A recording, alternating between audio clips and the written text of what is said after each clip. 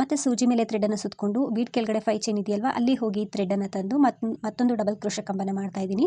So ಇದೇ ಕಂಬಕ್ಕೆ ನಾವು ಮತ್ತೆ ಕಂಬ ಮಾಡಿಕೊಂಡ್ರೆ 2ನೇ ಪೆಟಲ್ಸ್ ಕಂಪ್ಲೀಟ್ ಆಗುತ್ತೆ.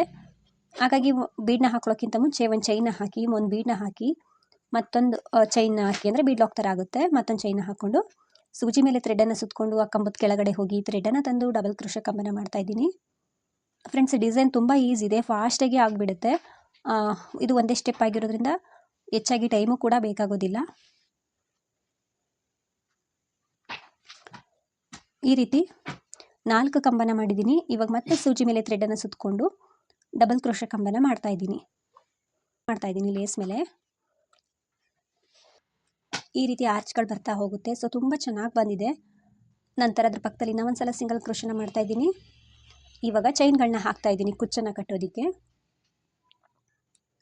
5 ಚೈನ್ಗಳನ್ನ ಹಾಕಿ ಎಲ್ಲಿಗೆ ಬರುತ್ತೆ ಅಲ್ಲಿಗೆ ನೋಡಿಕೊಂಡು